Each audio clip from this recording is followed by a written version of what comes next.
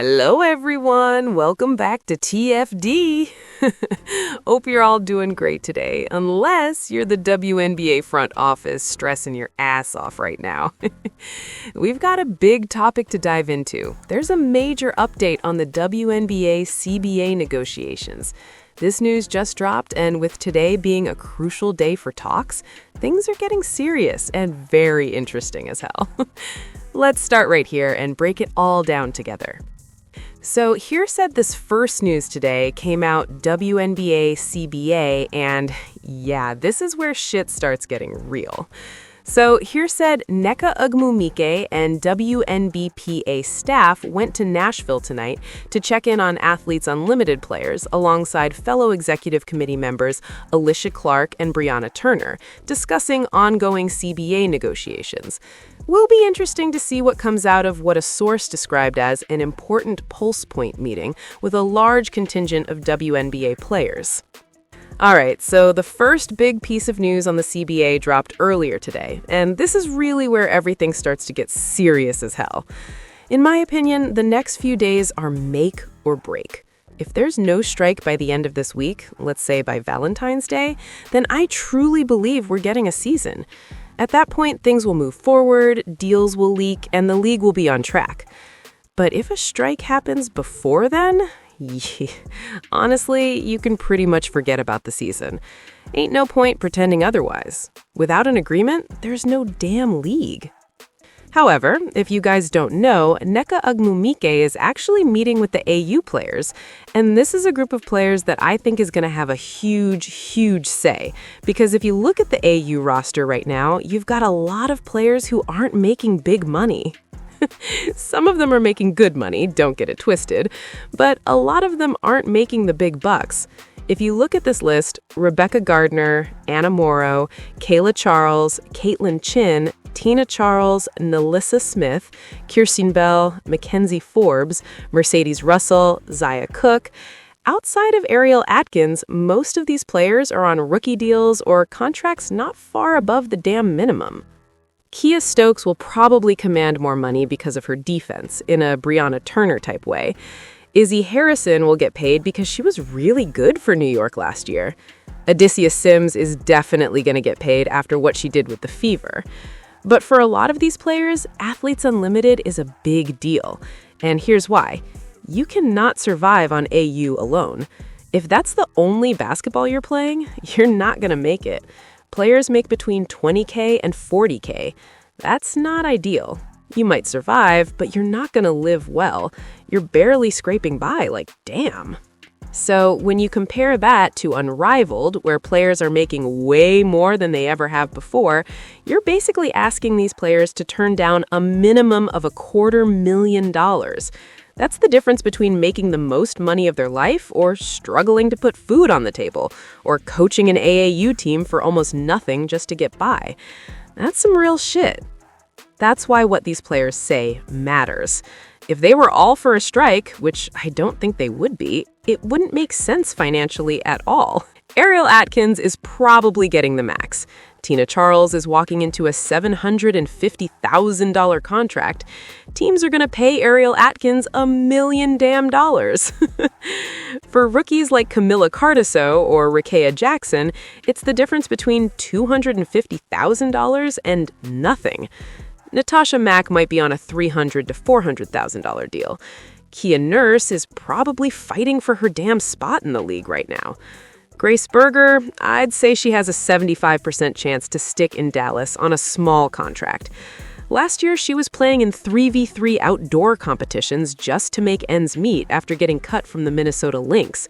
That's the reality. That's not cute, that's survival.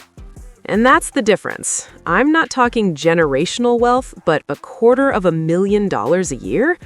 That's really good money. That's life-changing for a lot of people. Okay, let's move here. This is very exciting. Yeah, so the WNBAPA President confirms they think there will be a 2026 WNBA season after players' meeting. Yeah, man, this is true. This might honestly be the most positive news we've heard on the WNBA front in a long time. If you haven't been following everything closely, the WNBPA has spent the last stretch taking a very aggressive stance. It's basically been, we'll strike. We don't need the league. We're ready to walk away. That's been the tone for a while now. Tough, firm, and unapologetic. But now, for the first time in a minute, the energy feels different. We're at a point where they're starting to talk a little more constructively about the situation. And I want to be clear, I'm not saying everything is suddenly positive and perfect. It's not. But it is more positive than it was before. The posture has shifted. The door is at least open now, and that alone is a big damn deal. So you can see here said, WNBA Union President says significant work remains for season to begin on time. Said WNBA, the Players Union head, Nneka Ogwumike, said significant work remains for the season to start on time. And that's fair enough. Yes, they haven't gotten to a CBA yet. There is still a lot of work between getting a CBA signed and actually starting the season on time. I think we all understand there's big work left between those two things happening. That being said, she also said she's confident games will be played. She said, I know our players 100% want to play this year. In a wide-ranging interview with the Associated Press, she said, we want a season. And that part matters a lot. And I have a feeling that meeting we talked about, the one with the AU players, probably went like this. The players said, keep fighting, but we need to play. In other words, get as much as you can, but we'd rather sign the current deal and play than not play at all. That's some real-life logic right there. That's my assumption. I don't think they'd accept a worse deal, but I also don't think most players would go on strike and risk everything. With the average salary around $500,000, most players would rather play under the current structure than lose a season. And honestly, that's a fair-ass stance. Now, it says here, the league and the union are not close on key issues like revenue sharing in their effort to strike a new collective bargaining agreement. The clock is ticking. The season is supposed to start May 8th, and the expansion draft, free agency, and rookie draft all still need to happen. Once revenue sharing is solved, everything else should fall into place. My guess is the players will get a percentage of gross revenue, but at a lower number than they want. I'd guess around 20%. Let's be real. The league is not going to fully open the books on net revenue because of spending, so they'll probably give a slice of gross, but not the 30% the players are asking for. Right now, players want 30% of gross revenue before expenses. The league's last proposal was 80% of net revenue, meaning players only get paid after expenses like upgraded facilities, charter flights, five-star hotels, and medical services. From the league's perspective, they're saying you want a bigger cut of the pie and you want luxury everything and higher salaries on top of that? Basically like, y'all want steak and dessert and champagne? Grounded. My guess? If the players get gross revenue, then some of those perks like charter flights get crossed out of the CBA. The league will say, okay, you want 30%? Then we're not paying for all this extra stuff. That's just business. Realistically, I think they land around 20% gross. She also reiterated they're still waiting for a response from the league. Players are frustrated with the lack of movement. But that's how negotiations go, and the league has leverage right now. Unrivaled's viewership isn't moving the needle. Importantly, Caitlin Clark showing up on an NBC broadcast has more relevance than the entire Unrivaled season combined. Outside of a few markets, nobody's paying attention.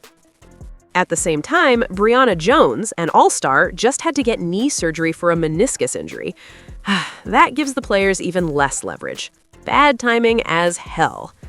So let's be honest, the players don't have much leverage right now. The league knows it. The league is stalling, plain and simple. She said the long wait for a response has been tough, but it's also given them time to talk to players. After the strike authorization vote, the union met with players in Miami and Nashville. The players voted to give the union the right to strike. Having the strike on the table is real, but right now, what they're showing is that they're still negotiating in good faith. At the end of the day, the biggest takeaway for me is this. The fact that Nneka Ogwumike says she's confident games are going to be played really matters. People keep saying the two sides aren't close, but honestly, I think they're closer than they look. This whole thing is a game of chicken.